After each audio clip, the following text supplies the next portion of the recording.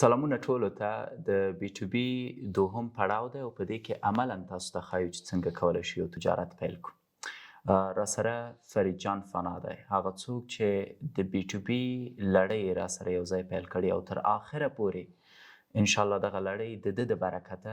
تاسو اورېدلی شئ. فرید جان څنګه چل دی؟ اوس کومه پوښتنه لرئ؟ یو خو ډیره مننه دا کوم صفت چې تا وکړو لکه دا تاسو خپل مهرباني ده. خو دا ده چې مونږ اوس عموما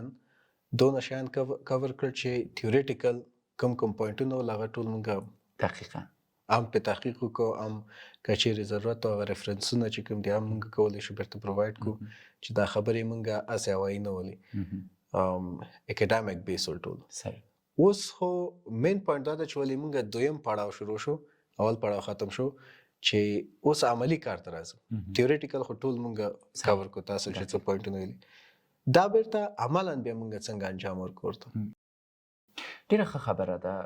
په دومره لړۍ کې تاسو باید متوجه اوسئ چې نور فن نه دی، نور زه تاسو ته کیسې نه کوم او تاسو غیر مستقیم یا انډایرکټ موټیویشن چې کوم ورته وایي نه هڅوم، ځکه دغه ټول الفاظ بیرته په انګلیسي تکراروم چې د پیل نه پوه شئ چې موږ اکاډمیک برخې ته راغلو، رادننه شو، ګام مو کېښود او په کار دی چې تاسو قلم او کتابچه ولرئ لکه زه چې څنګه الکترونیکي تخته لرم. په هر حالت که چېرته تاسو غواړئ تجارت شروع کړئ باید پوه شئ چې په کوم شکل تجارت شروع کوئ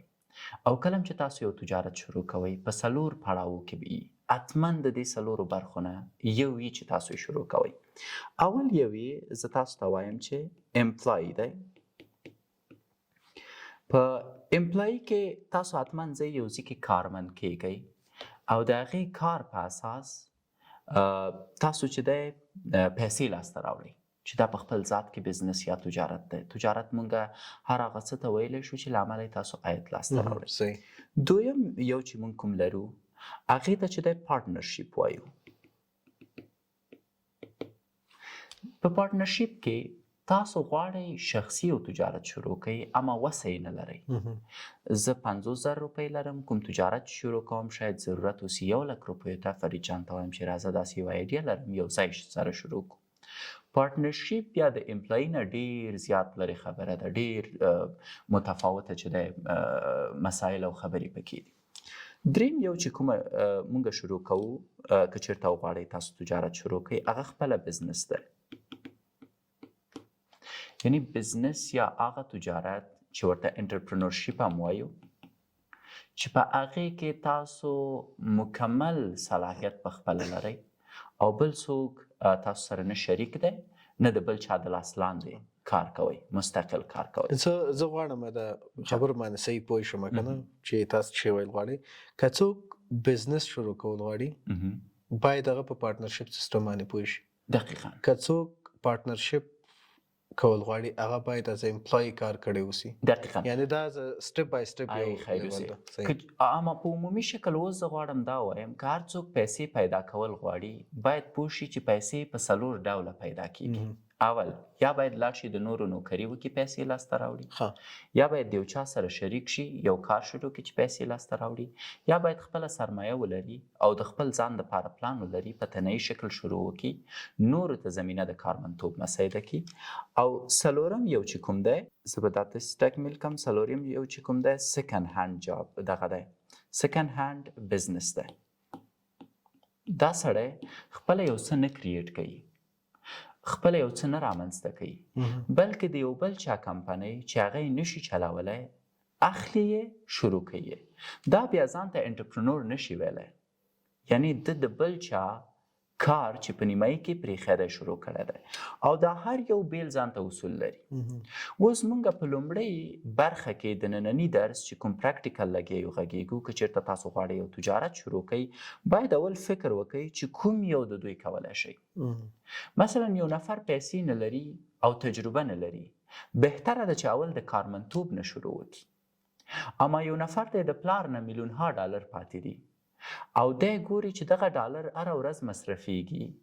او بیرته عاید ورته نه کوي، دا بیا ضرورت نه لري چې امپلای شي یا کارمند شي. پیسې لري، د پلار نه پاتې سیکنډ هینډ تجارت لري all he have to do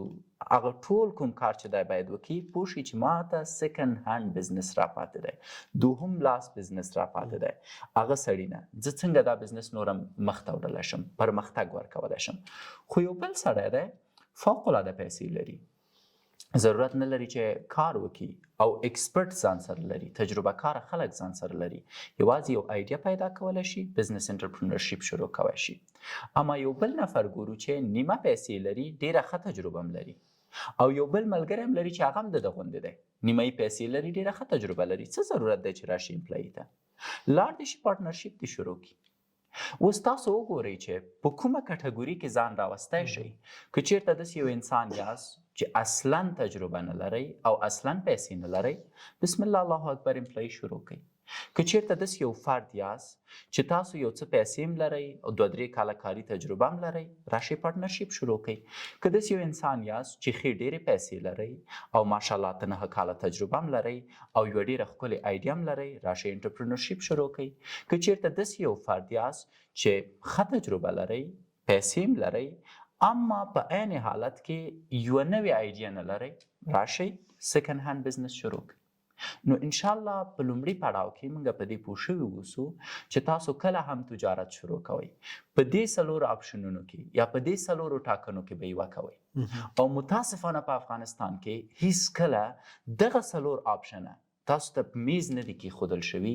او تاسو ته نه دي ویل شوي چې تاسو کوم یو کې ځان وینئ او کوم یو ټاکئ چې بیا په راتلونکو درسونو کې نن زموږ همدغه درس دی چې تاسو پوه شئ 4 ډوله تجارتونه دي چې تاسو یو باید پکې وټاکئ